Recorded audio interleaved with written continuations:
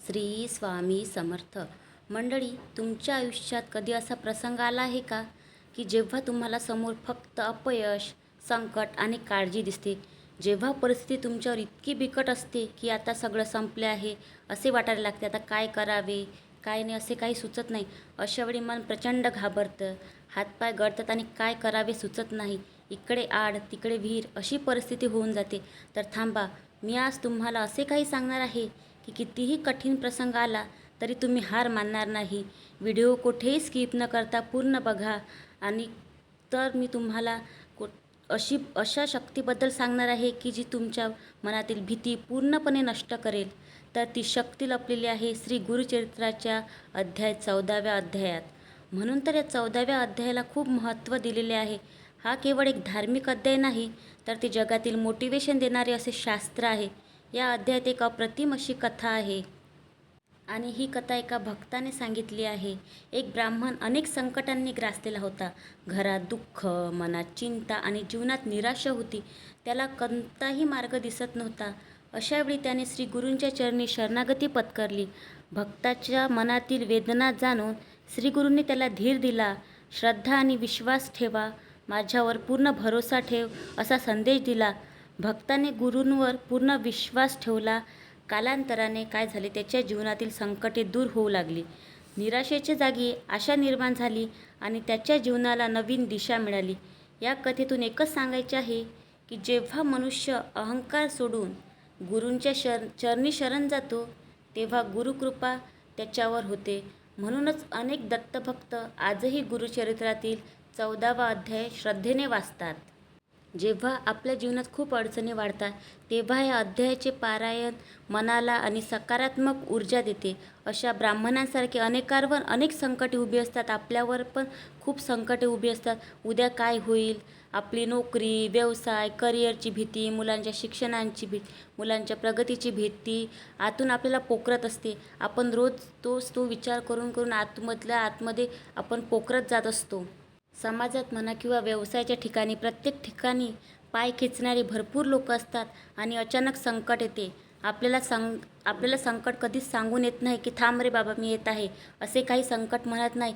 ते अचानक आपल्यावर तुटून पडते आणि आपल्या संकटांचं आपल्यावर एवढं ओझं होऊन जाते की आपल्याला काय करावे अशी परिस्थिती आपल्यासमोर निर्माण होते आणि आपल्याला कोणताच मार्ग दिसत नाही आणि मग परिस्थिती आपल्या हाताबाहेर जाते. तेव्हा तुम्ही हा अध्याय रोज वाचा. गुरुचरित्राचा 14वा अध्याय तुम्ही रोज वाचा. तुमच्या मनाला ते अत्यंत स्ट्रॉंग बनवेल.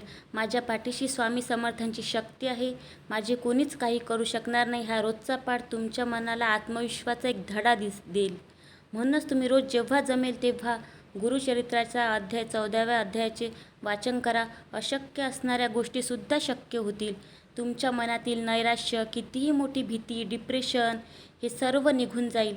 तुम्हाला जे लोक त्रास देतात किंवा वाईट चिंततात त्यांचे प्रयत्न निष्फळ ठरेल आणि कुटुंबात शांतता लाभेल. आर्थिक अडचणी दूर होतील. पैशाची समस्या असेल किंवा आरोग्याच्या समस्या असेल, मानसिक त्रास असेल, ह्या सगळ्या समस्या तुमच्या दूर होईल. जीवनातील संकटेसुद्धा कमी होईल.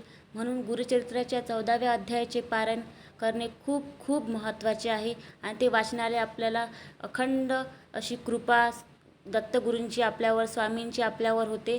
म्हणून ते पारायण आपल्याला करायचे आहे. कुटुंबात शांतता लाभते, आर्थिक अडचणी दूर होतात. तुम्हाला सतत असे जाणवेल की तुमच्या अवतीभोवती पॉझिटिव्ह एनर्जी आहे जी नकारात्मक वाईट शक्तीपासून तुमचे रक्षण करत आहे. साक्षात श्री गुरूंचे आशीर्वाद तुमच्यावर असतील तर जगातील कोणतीच ताकद तुम्हाला हरवू शकणार नाही. जेव्हाही संकट येईल तेव्हा नियमितपणे गुरुचरित्रातला हा 14वा अध्याय वाचायला सुरुवात करा. जगातील सर्वात मोठं सुरक्षा कवच पैशातही नाही आहे, तर त्या स्वामींवर असणाऱ्या अढळ विश्वासावर आहे. ज्याच्या मनात अखंड नामस्मरण असते, ज्याच्या हृदयात अखंड नामस्मरण असते, त्याच्या जीवनात भीती नावाचा शब्दसुद्धा शिल्लक राहत नाही. चिंता करणं सोडा आणि आत्मविश्वासाने पाऊल पुढे टाका आणि गुरुचरित्राच्या 14व्या अध्यायाचे रोज पारायण करा. नोकरी असो, पैसा, आरोग्य, कौटुंबिक समस्या सर्वांसाठी एकच कवच आहे, ते प्रभावी असे म्हणजे गुरुचरित्रातील 14वा अध्यायाचे. यातून आपल्याला नोकरीत यश, पैशाचे वाढ, कौटुंबिक सुख लाभेल, आरोग्य लाभदायक होईल, आपल्या आरोग्याच्या समस्यासुद्धा कमी होईल आणि आपल्या जीवनातील जे आर्थिक अडचणी आहे, आपल्या जीवनातील जे संकट आहे ते सुद्धा कमी होईल. कारण संकट येण्याच्या आधीसुद्धा आपल्याला माहीत पडेल की आपल्यावर कोणते संकट कधी येणार किंवा काय, हे संकट कधीच आपल्याला सांगून येत नाही. म्हणून आपल्याला गुरुचरित्राच्या या 14व्या अध्यायाचे आपल्याला पारायण करायचे आहे. सगळ्यात असं प्रभावी असं कवच आहे ते आपले.